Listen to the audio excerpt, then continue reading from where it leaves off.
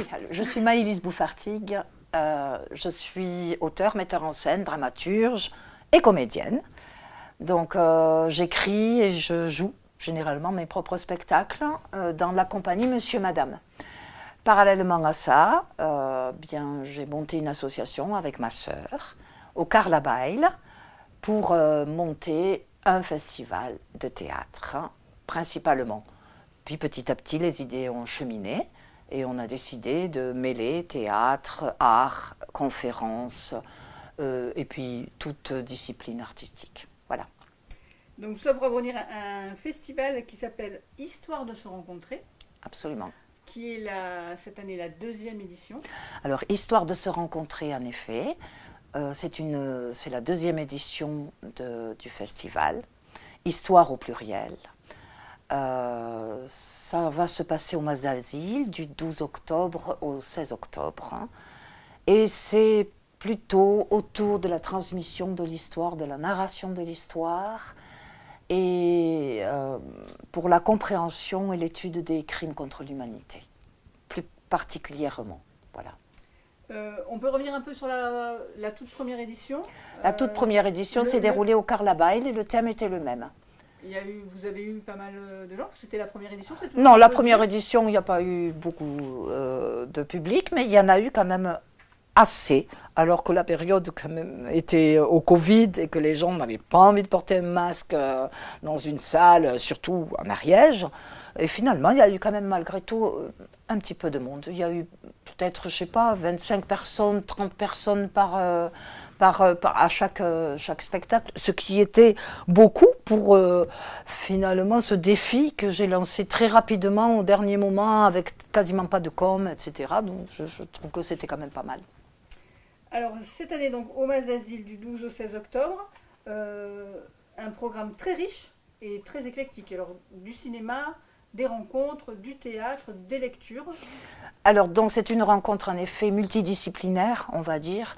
Dans l'art, il y a toutes les disciplines artistiques, toutes, y compris le slam d'ailleurs, qui n'est peut-être pas encore répertorié officiellement, mais moi je le répertorie comme tel, c'est quand même un art.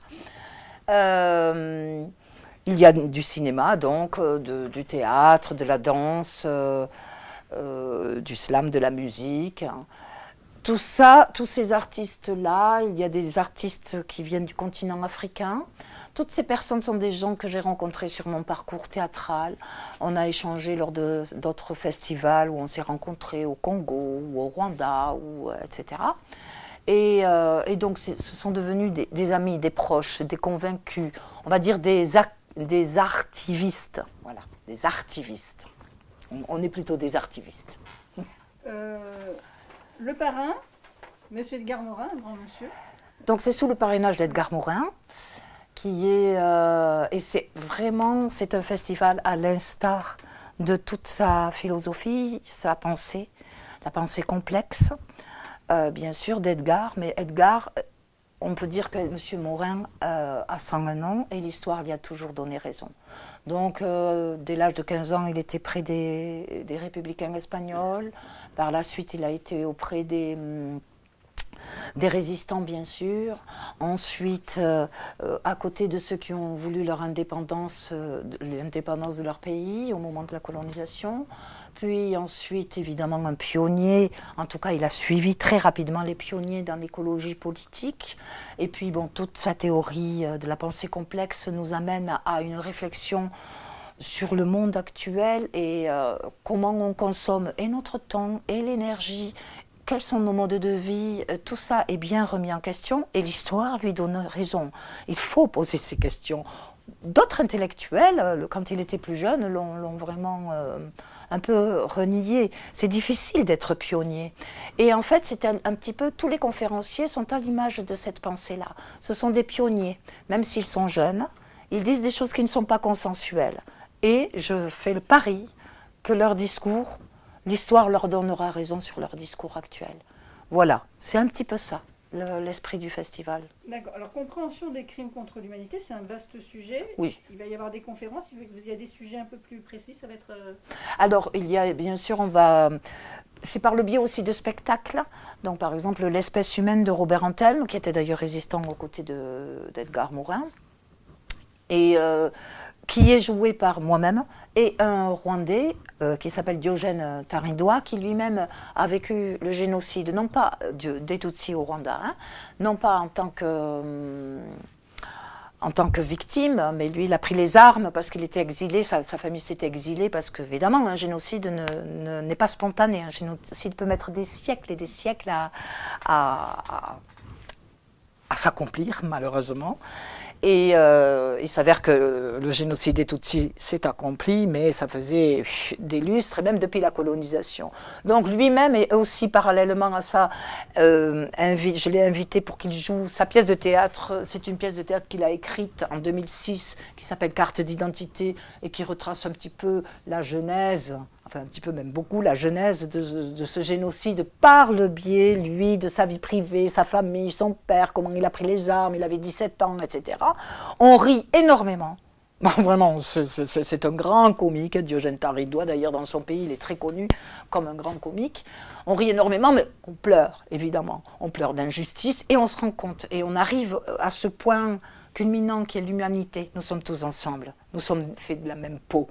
L'espèce humaine, c'est ça aussi. Le message d'Antelme nous dit il n'y a pas des espèces humaines, il y en a une.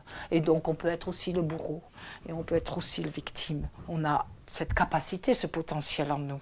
C'est pour ça que je fais ce festival, pour qu'on prenne conscience de ça et peut-être qu'on aille vers le bon choix. Parfait. Une dernière question, plus pratique. Donc, ça se passe au Mas d'Asile.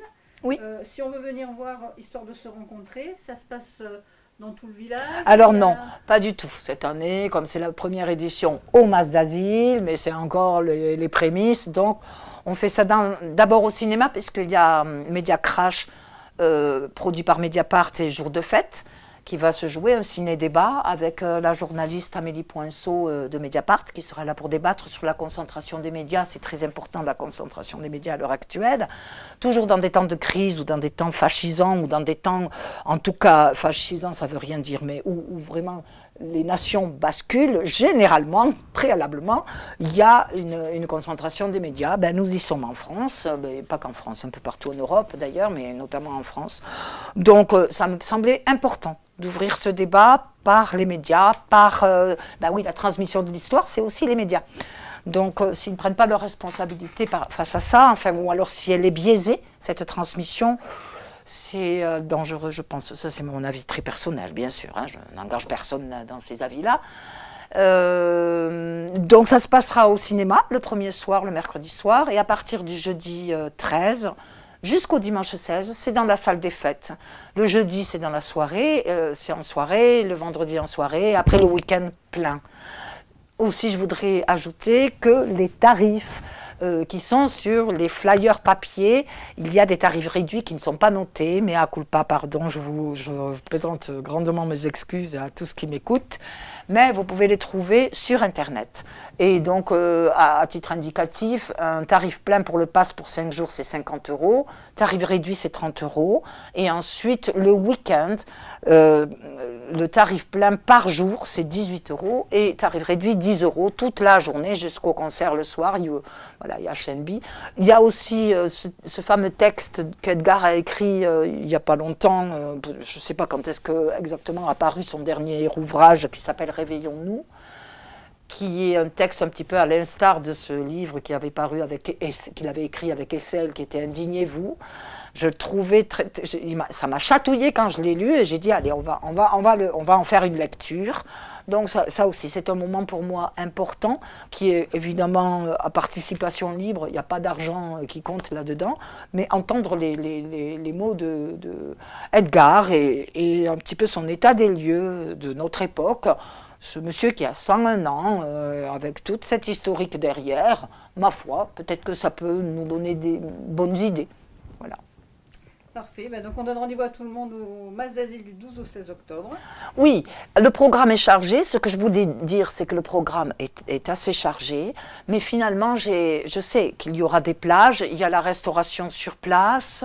On peut prendre du temps. je suis sûre que dans tout ce programme qui paraît très chargé, j'ai prévu, je sais qu'il y aura des plages où on prendra de temps pour se rencontrer. Parfait. Merci beaucoup Maëlys de vous être déplacée. Merci beaucoup.